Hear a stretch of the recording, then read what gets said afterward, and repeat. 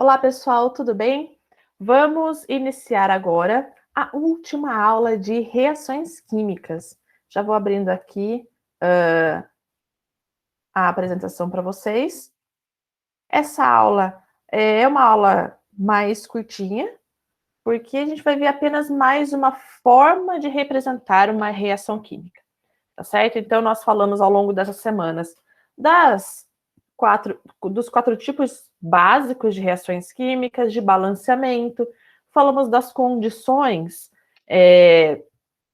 de ocorrência de deslocamento e das condições de ocorrência de dupla troca. Então, hoje, para finalizar esse assunto, nós vamos falar de reações químicas que envolvam íons em solução. Então, para reações químicas que envolvam íons, a equação iônica é a melhor maneira de representar o meu processo, tá? Então, aqui a gente vai estar falando, não é qualquer tipo de substância, né? Então, a gente sabe que tem as substâncias formadas por ligação iônica, então tem compostos iônicos, e as substâncias formadas por ligação covalente, nós temos compostos moleculares.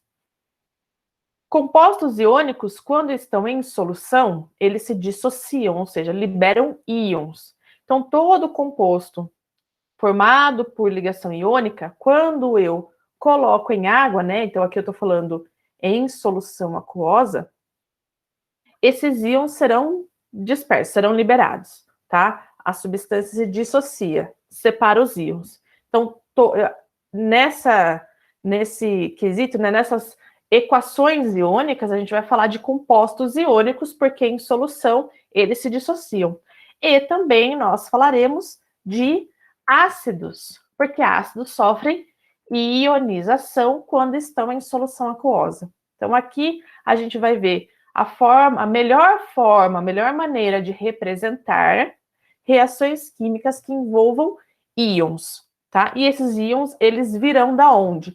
Ou de compostos iônicos ou de ácidos que sofrem ionização quando estão em meio aquoso, ok? Então, aqui a gente vai ver essas situações em reações de deslocamento ou de dupla troca, tá bom? Vamos fazer um exemplo. Então, aqui, nós temos o zinco no estado sólido, que vai reagir com o sulfato de cobre, que está em meio aquoso, tá bom? Então, aqui é uma reação de deslocamento.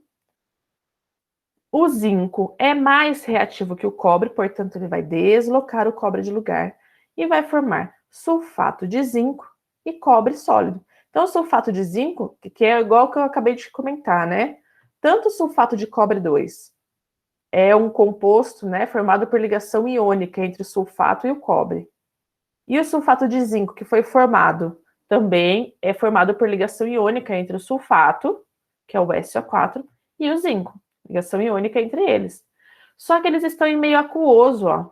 Então, no meu meio aquoso, na minha solução, esses íons estão dissociados, eles estão separados, tá?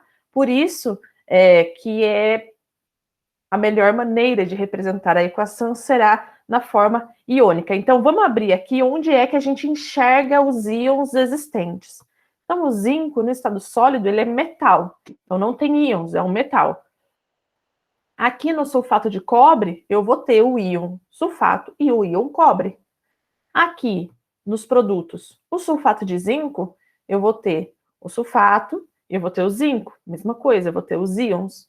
E o cobre, no estado sólido, é o metal que vai ser formado. Então, abrindo essa equação, eu vou ter, então, o zinco, que não vai estar no formato de íon, porque aqui ele é metal, né?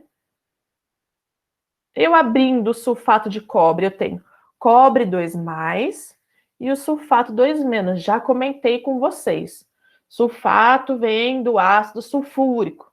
Ácido sulfúrico é H2SO4. Então, o SO4 tem carga 2-, tá? Sulfúrico fica sulfato. Então, sulfato tem carga 2-. Isso já pode gravar que é uma coisa, é um íon que sempre aparece. Lá nos produtos, nós teremos o íon zinco, 2+, e o sulfato 2-. Ah, mas como que você sabe que o cobre é 2+, que o zinco é 2+? Muito bem. Olha só, se eu sei que o sulfato veio do ácido sulfúrico, o ácido sulfúrico é H2SO4. Esse 2 escorregou da onde? Do SO4. Então, no ácido, o hidrogênio é o positivo, é sempre mais um, e o que sobra é a parte negativa. Então, o SO4 é negativo. Quanto negativo? O 2 que está ali na frente do hidrogênio, tá? Como eu não tenho aqui, ó, no sulfato de cobre, eu não tenho nenhum número aqui embaixo, na frente do cobre, e o sulfato também não está entre parênteses e não tem nenhum número aqui na frente do SO4, isso significa que os números das cargas são iguais. Então, o SO4 é 2 menos, logo, o cobre vai ser 2 mais. Tá? Lembra que quando os números das cargas são iguais, a gente elimina elas. E o mesmo raciocínio para o sulfato de zinco, tá? Também não tem nenhum índice aqui na frente do zinco e nem aqui na frente do SO4, tá? Logo, as cargas apresentam números iguais. Muito bem. Equação iônica aberta. Então, eu tenho aqui nos reagentes zinco metálico, íon cobre, íon sulfato. Lá nos produtos, o que nós temos? Íon zinco, íon sulfato e cobre metálico. Nós já falamos, eu só falei isso para vocês desde o comecinho, que uma reação química, ela pressupõe mudanças, né? O que eu tenho nos produtos é diferente do que eu tenho nos reagentes, né? Na verdade, o que eu tenho nos reagentes tem que ser diferente do que eu tenho nos produtos.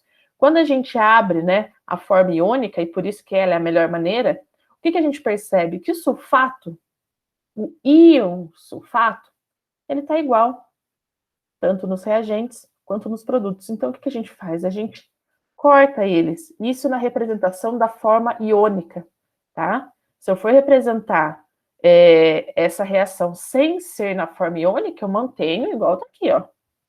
Eu mantenho desse jeito aqui. Para representar na forma iônica, eu vou abrir a substância, vou ver o que se manteve igual, porque o que isso significa? Que o sulfato não está sofrendo reação, não está sofrendo alteração nenhuma. Quem está sendo modificado é o zinco e o cobre. Um era metal e se transforma em íon, e o outro era íon e se transforma em metal. O ano que vem, lá no terceiro ano, a gente vai ver que esse tipo de reação é chamado de reação de oxirredução, tá? Então, aqui, quem está sofrendo reação é o zinco e o cobre, somente. Então, para representar na forma iônica, essa equação na forma iônica, a gente corta o sulfato porque ele não está fazendo nada aí, na verdade, né? Não que ele não esteja fazendo nada, mas ele não está sendo modificado. Ele está lá na solução, do mesmo jeito que entrou, ele vai sair, tá bom? Então, na hora de representar a equação iônica, a gente coloca, então, reagentes zinco metálico, tá? Aqui, nessas situações, a gente pode encontrar um zerinho aqui na frente do zinco, tá? Como se a carga dele fosse zero, tá? Mas o S de sólido também vai representar a mesma coisa. O cobre é em meio aquoso, porque é o íon cobre, e eu tenho que mostrar a carga dele aqui. E daí, nos produtos que eu vou ter, o zinco agora no formato de íons, tá? Também agora em meio aquoso, e o cobre no estado sólido, porque ele se transforma em metal. Tá certo? E é isso. Eu vou deixar alguns exercícios para vocês fazerem. Não tem muito o que falar, é só mais a forma de representação. Se você tem uma equação que está no formato iônico, mas você não consegue enxergar a reação na forma iônica, mas na forma inteira você consegue, também não tem problema, tá? Faça na forma inteira, né? Faça aqui desse jeito. E depois você passa para o iônico, se for essa a exigência do exercício, tá? Mas a ideia aqui, quando a gente fala que a melhor forma de representar quando envolve íons em solução, é porque você enxerga quais íons estão participando, quais íons não estão participando da reação, tá certo? Vai ficar alguns exercícios para vocês fazerem, poucos, né? Para a gente tirar dúvida na próxima aula no Meet, tá certo? Obrigada a atenção de vocês e até mais. Tchau!